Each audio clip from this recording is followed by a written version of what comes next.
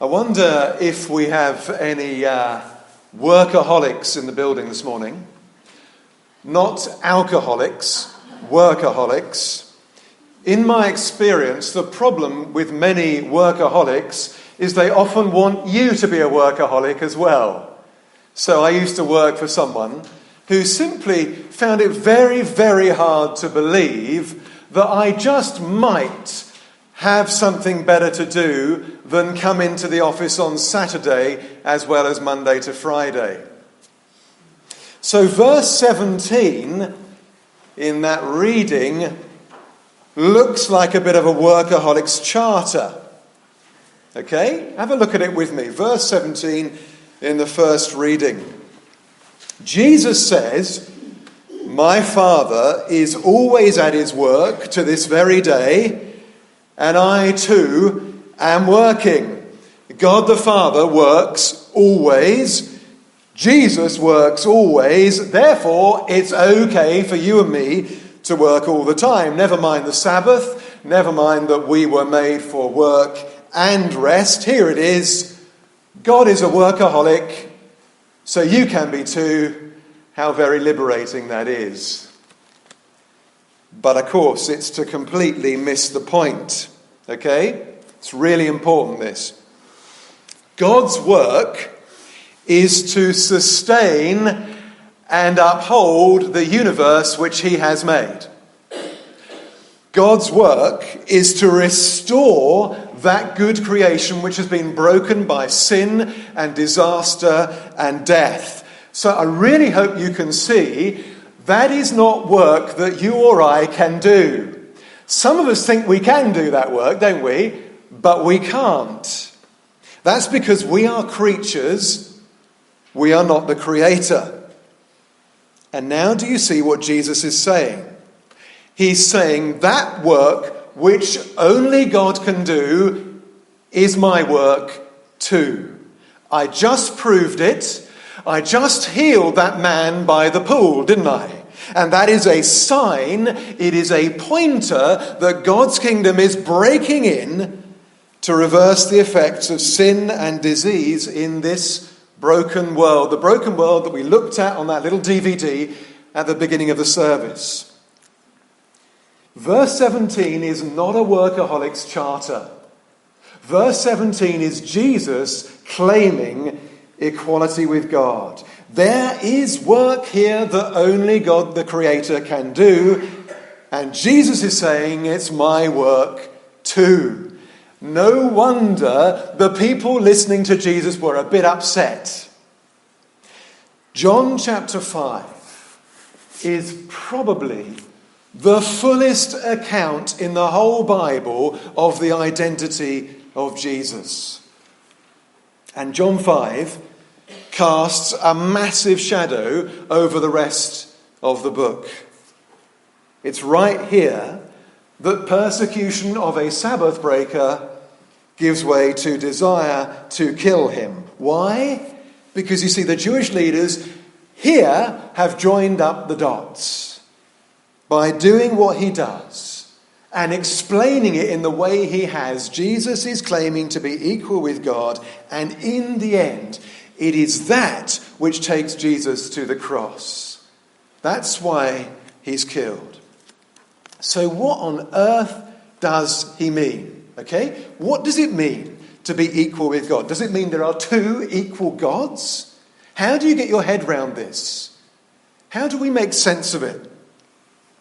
Well, let me tell you, one of the problems is that we have our own very modern 21st century understanding of the word equal. We have our own understanding of the word equal. Can I try and show you what I mean by maybe try and give you this illustration? I want you to imagine, and for some of you this is a really horrific thought, but I want you to imagine that last summer David Cameron didn't resign. Instead, I want you to imagine that he invited Theresa May to become Prime Minister with him. That's a really bad thought for some of you, isn't it? So in a sort of televised broadcast, he says to you and me, Theresa and I, we are now both equally Prime Minister. We are now both equally in charge. But immediately that starts to unravel. The very fact that it's David Cameron telling it to us suggests that they're not really equal, doesn't it?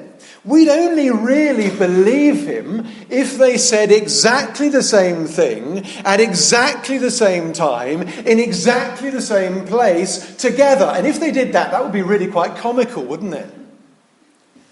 But you see, in our understanding of the word equal, people have got to be the same. People have got to be identical. People have got to have identical functions. They've got to have the same power. They've got to have exactly the same authority. They've got to exercise it in exactly the same way. Or we look at it and we say, but that's not equal. And that's why we struggle so much with this idea of the Trinity. To our mind, if God the Father and Jesus the Son are equal, then they've got to be the same. And if they're the same, then what's the point of making any distinction?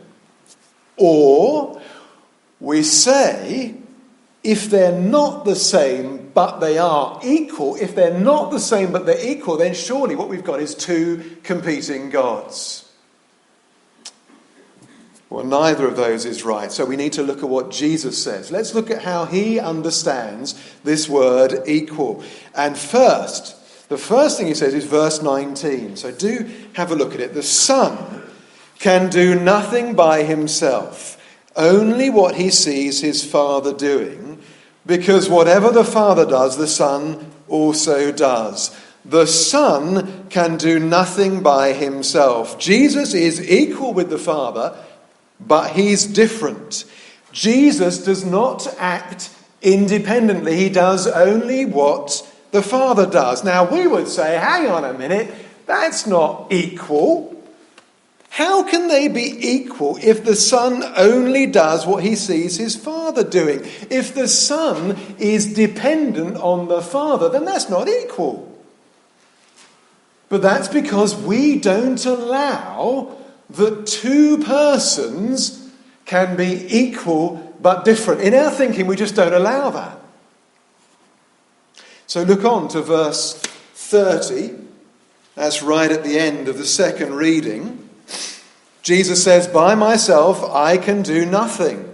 I judge only as I hear, and my judgment is just, for I seek not to please myself, but him who sent me." Jesus is equal with God the Father, but his desire is to please and honour and obey the Father. And we say, hang on a minute, that's not right, that can't be equal.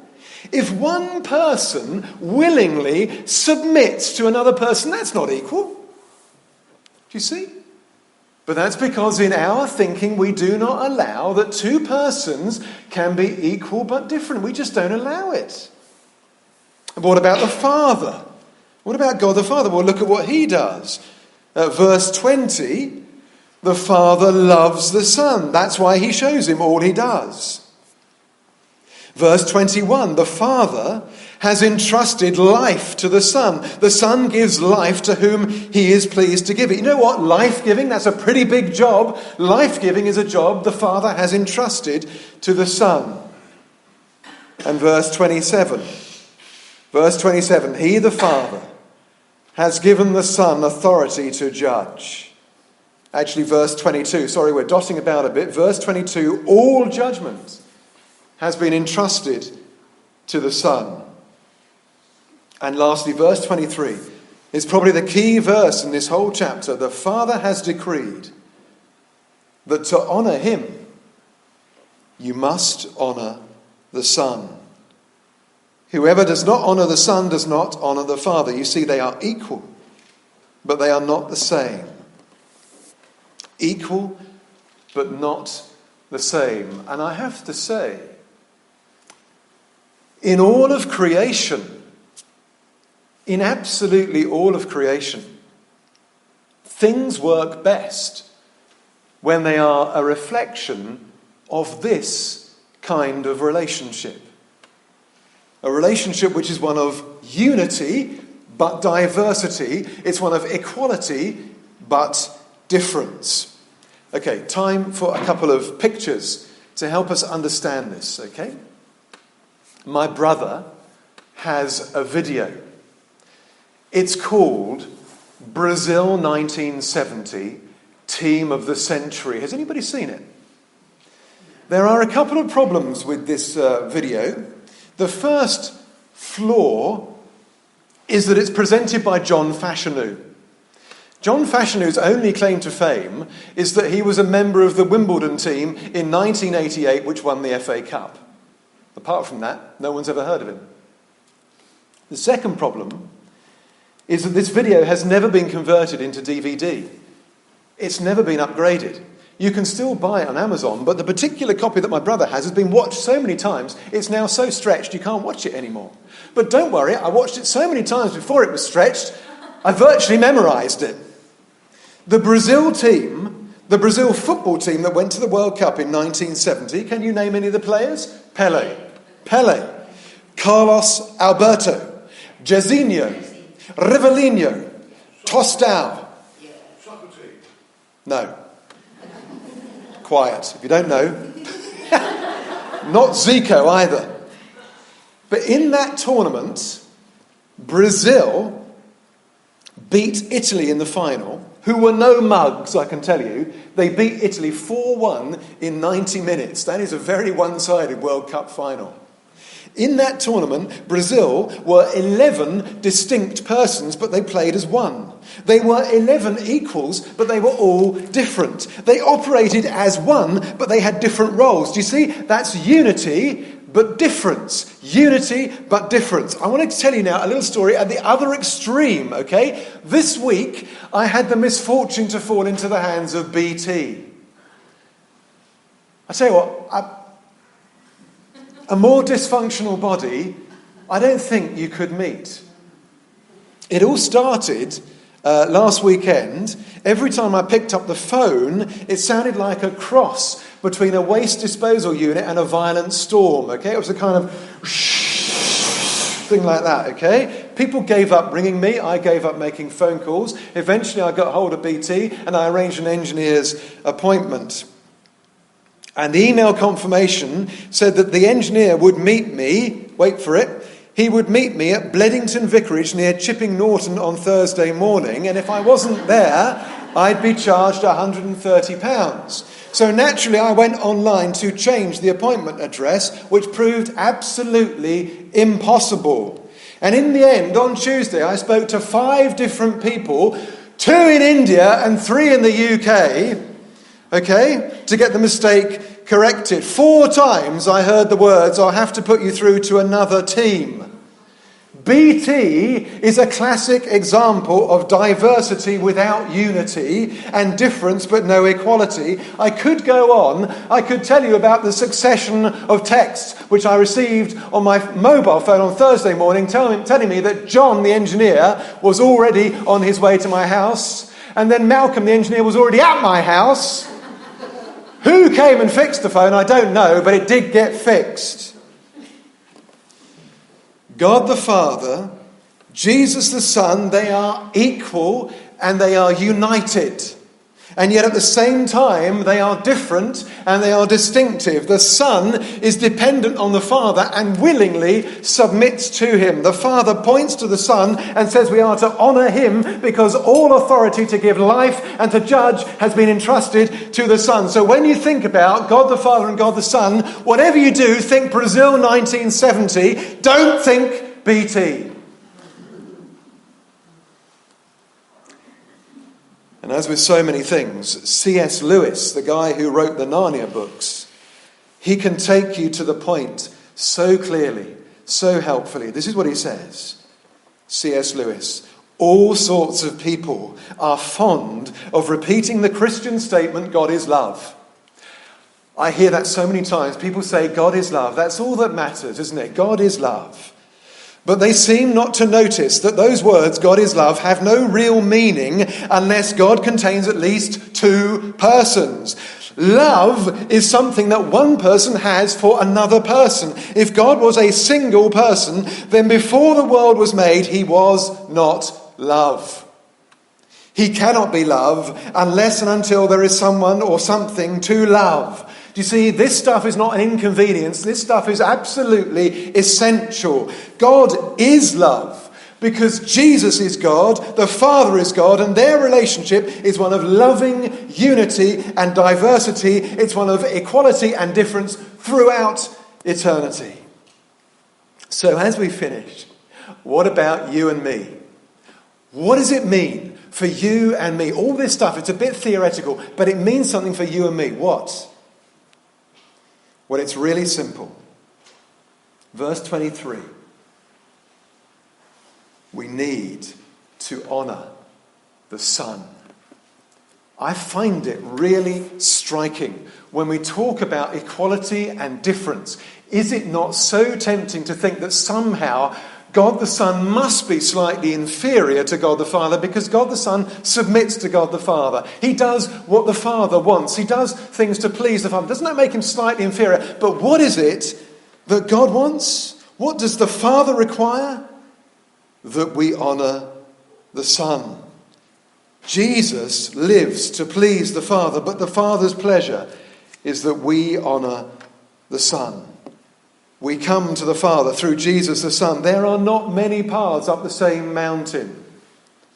All paths do not lead to the real God. Some of them are dead ends. They're all dead ends apart from one. It is possible in this world to be utterly sincere and to be sincerely wrong. Let me say that again. It is possible to be utterly sincere and sincerely wrong. Don't make the mistake of thinking that you can know God without Jesus. It can't be done.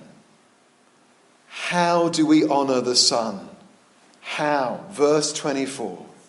Verse 24. By hearing his words and believing.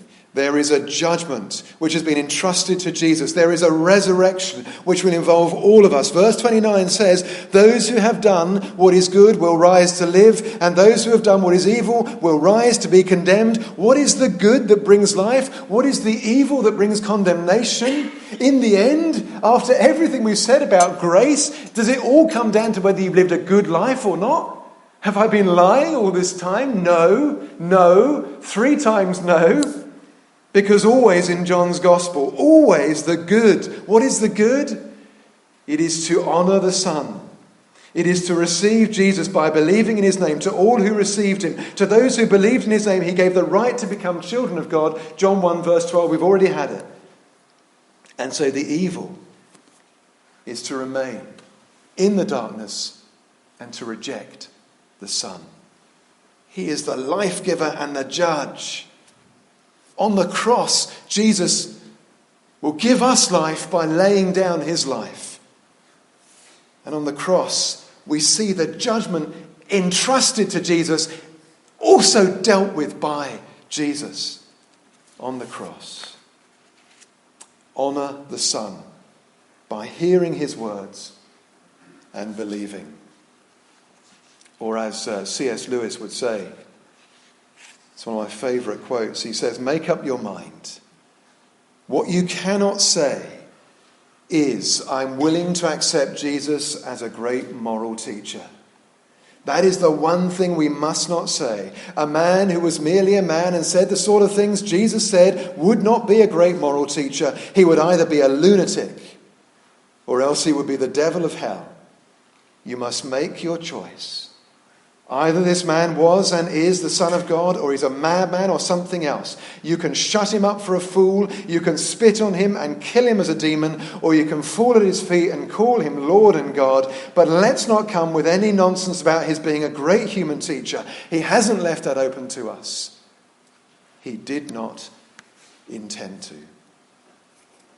It is the Father's pleasure that we honour the Son. Amen.